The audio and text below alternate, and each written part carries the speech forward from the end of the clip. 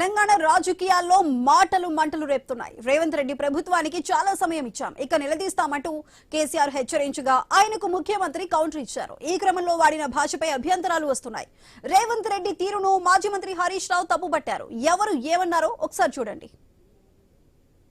వీళ్ళు తమాషకు మేము అదోటి అడ్డం పొడుగు మాట్లాడి కిరికిరి మాటలు మాట్లాడి ఈ కారు కూతలు కూసి ఏదో చేస్తామనుకుంటే నడవదిగా. ఈ ఏడాది దాకా వేరే కథ, రేపటి నుంచి వేరే తోలు తీస్తాం. ఎక్కడికక్కడ ప్రజలు ఖచ్చితంగా ఎక్కడికక్కడ నిలబెట్టే ప్రయత్నం చేస్తాం. అడుగున చెక్ చేస్తాం, ప్రతి విషయంలో చెక్ చేస్తాం. మేము తొందరపడి మేము ఎందుకు కన్నెర్రాయి మా ప్రభుత్వం పోయింది వీళ్ళు వచ్చింది అనేటువంటి ఒక పిచ్చి అయ్యి అట్లా మేము చేయలే. ఏం జరుగుతున్నట్టు రాష్ట్రంలో. కాబట్టి ఎట్టి పరిస్థితుల్లో నేనే స్వయంగా రంగంలో దిగాలనుకున్నా. దిగినాం. ఈరోజు డిసిషన్ అయిపోయింది. 2-3-4 రోజులలో రాబోయే 3-4 డేస్లో ఆయా జిల్లాల నాయకులతో సమావేశమై ఖచ్చితంగా చాలా పెద్ద ఎత్తున అక్కడ గ్రామానికి డప్పు కొడతాం. రెండవది, ఈ ప్రభుత్వం కూడా సర్వభ్రష్ట ప్రభుత్వం, సర్వంలో భ్రష్టమైంది. యాక్చువల్లీ ఒక పద్ధతిలో ఈ రాష్ట్రం ఒక క్రమ పద్ధతిలో మంచిగా ముందుకు పోతా ఉంటుంది. ఇవాళ ఏందండి, జంట నగరాలలో పట్టభాగాలు నడి రోడ్డు మీద హత్యలు జరుగుతున్నాయి.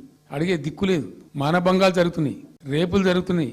ఎన్సీఆర్బీ రిపోర్ట్ ప్రకారంగా 20% క్రైమ్ రేట్ పెరిగింది తెలంగాణలో. పీస్ఫుల్ స్టేట్ ఉండే, ఫ్రెండ్లీ పోలీసింగ్ ఉండే, అవన్నీ ముఖ్యమైపోతున్నాయి ఇవాళ తెలంగాణలో.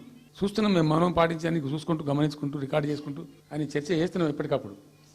నేను ప్రమాణ స్వీకారం చేయడానికి పోయిన రోజే మంచం మీద నుంచి బోర్ల పడి మక్కెలు ఇరిగి మూలకు పడ్డాడు. ఇక ఆయన నిన్నొచ్చి పెద్ద మనిషిలాగా మంచి చెప్తాడేమో అనుకున్నా. తోలు తీస్తా అని అన్నాడు. తోలు తీస్తాడంటేనే ఇక నేను చెప్పదలుచుకున్నా, అయ్యేగా నా సంగతి వదులు కానీ మా సర్పంచులు వచ్చిండ్రు, రా ఏ తోలు తీస్తావురా, నీ తోలు తీసుడు కాదు నిన్ను చీరి చింత కట్టి చింత మడకల ఏలాడేసి కొడతారో లేదో మా సర్పంచులు, రా కొడంగల్కి వస్తావా లేకపోతే మమ్మల్ని చింతమడకకు రమ్మంటావా, మా సర్పంచులను దోల్తా. సోయి లేని మాటలు, స్థాయి లేని విమర్శలు. ఒక్కటన్నా అక్కడికి వచ్చే మాట మాట్లాడేండా? తెలంగాణ తెచ్చిన పోరాట యోధుడు కేసీఆర్, తన ప్రాణాన్ని కూడా త్యాగం చేయడానికి సిద్ధపడ్డ నాయకుడు కేసీఆర్. ఎంపీ పదవిని, కేంద్ర మంత్రి పదవిని, రాష్ట్ర డిప్యూటీ స్పీకర్ పదవిని, ఎమ్మెల్యే పదవులను గడ్డిపోచలాగా వదిలి పోరాడి తెలంగాణ తెస్తే నువ్వు ముఖ్యమంత్రి అయ్యావు. కేసీఆర్ లేకపోతే తెలంగాణ ఎక్కడిది? తెలంగాణ లేకపోతే నీ జీవితంలో నువ్వు ముఖ్యమంత్రి అవుతావా? ఎందుకు ఆ పిచ్చి మాటలు మాట్లాడుతున్నావు?